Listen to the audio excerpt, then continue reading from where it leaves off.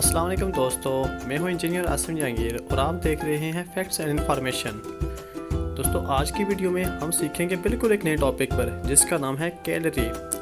दोस्तों हमारी daily life में अक्सर हीट, गर्मी और फूड एनर्जी का लफ्ज़ इस्तेमाल होता है और इन दोनों की ही कैलोरी में ही पैमाइश होती है। इसलिए दोस्तों आज की इस वीडियो में हम यही सीखेंगे कि आखिर कैलोरी कितनी मिकदार होती है। दोस्तों वीडियो मज़ीद आगे बढ़ने से पहले आपसे गुजारिश है कि वीडियो को लाइक कर दें और चैनल को सब्सक्राइब कर दें ताकि इस तरह की मज़ीद मालूमाती वीडियोस आप तक पहुंचाई जा सके। दोस्तों लास्ट वीडियो में हम ये बात सीख चुके हैं कि जितनी ज़्यादा मिकदार में हम पानी को हीट फराहम करेंगे इतनी ही ज़्यादा डिग्रीज पानी का दर्जा हरारत बढ़ सकेगा।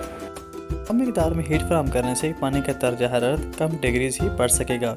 इसी तरह दोस्तों हम ये बात भी जानते हैं कि ख़ास मिकदार में कम पानी को हीट फराहम करने से इसका दर्जा हरारत फ़ौरन काफ़ी ज़्यादा बढ़ जाता है और अगर यही हीट की ख़ास मिकदार ज़्यादा पानी को फराहम करेंगे तो इसका दर्जा हरारत कम बढ़ेगा। दोस्तों इन जैसे मिसाल से बचने के लिए हम पानी की मिकदार का एक मेयार मुकर्रर कर लेते हैं जिसके मुताबिक एक कैलोरी की पैमाइश के लिए पानी की मिकदार को ग्राम मैस और दर्जा हरारत को डिग्री सेल्सियस में मापा जाता है।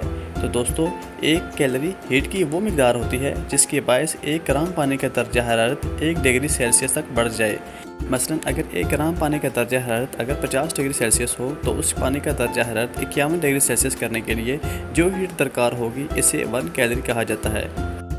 दोस्तों कैलोरी भी BTU की तरह हीट मापने का एक यूनिट है, बस इसमें एक फ़र्क यह है कि BTU FPS सिस्टम यानी ब्रिटिश इंडियन सिस्टम का यूनिट है जबकि कैलोरी CDS सिस्टम यानी मैट्रिक सिस्टम का एक पैमाइशी यूनिट है। दोस्तों कैलोरी में पानी की मिकदार चूँकि 1 ग्राम में ली जाती है इसलिए 1 कैलोरी हीट एनर्जी का बहुत छोटा सा पैमाइशी यूनिट होता है। अब हम बात कर लेते हैं कैलोरी और BTU के रिलेशन का। दोस्तों जैसा कि हम जानते हैं कि कैलोरी डिग्री सेल्सियस में और ग्राम में होती है और BTU पाउंड मैस और डिग्री फ़ारेनहाइट में होती है और हम ये भी बात जानते हैं कि 1 पाउंड मैस में 454 ग्राम और 1 डिग्री सेल्सियस में 1.8 डिग्री फ़ारेनहाइट होते हैं। इसलिए हमें BTU को कैलोरी में कन्वर्ट करते वक्त BTU को 454 से मल्टीप्लाई और 1.8 से डिवाइड करना होता है। इस तरीके से हम ये मालूम कर सकते हैं कि एक BTU में 252 कैलोरीज होती हैं। वैसे दोस्तों SI यूनिट में हीट एनर्जी जूल्स में मापी जाती है जो कि एनर्जी की पैमाइश का कैलोरी से भी छोटा यूनिट है। 4.184 जूल्स मिलकर 1 कैलोरी बनाते हैं। अच्छा दोस्तों एक बहुत ज़रूरी बात जो यहाँ मिस हो रही है वो ये खाने पीने की अशिया से हमारे जिस्म को जो एनर्जी हासिल होती है वो भी कैलोरी में ही मापी जाती है। यही वजह है कि हमारे अक्सर बेकरी प्रोडक्ट्स के लेबल पर कैलोरीज लिखी होती हैं कि इस प्रोडक्ट के इस्तेमाल से आपके जिस्म को कितनी कैलोरीज हासिल होंगी।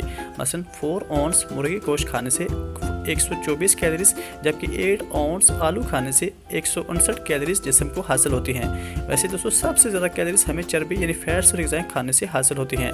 मसलन 1 ग्राम फैट्स वाली ग़िज़ाएँ खाने से हमें 9 कैलोरीज जबकि 1 ही ग्राम कार्बोहाइड्रेट्स यानी प्रोटीन वाली ग़िज़ाएँ खाने से हमें 4 कैलोरीज हासिल होती हैं। दोस्तों एक मर्द के लिए एक दिन में 2400 कैलोरीज जबकि एक नॉर्मल औरत के लिए एक दिन में 2000 कैलोरीज काफ़ी होती हैं। ध्यान रहे कि इससे ज़्यादा मिकदार में कैलोरीज लेने से आप मोटापे का शिकार भी हो सकते हैं। इसलिए आपको अपनी फालतू कैलोरीज बर्न करने के लिए डेली एक्सरसाइज और वॉक अपनी रूटीन में ज़रूर शामिल करना होगी, तभी तो दोस्तों आप स्मार्ट, हेल्थी और एक्टिव रह सकते हैं। दोस्तों वीडियो के टॉपिक के बारे में अगर कोई क्वेश्चन आपके माइंड में आ रहा हो तो आप मुझसे कमेंट सेक्शन में पता कर सकते हैं। मिलते हैं दोस्तों एक नई वीडियो में एक नए टॉपिक के साथ, तब तक के लिए अल्लाह हाफिज़।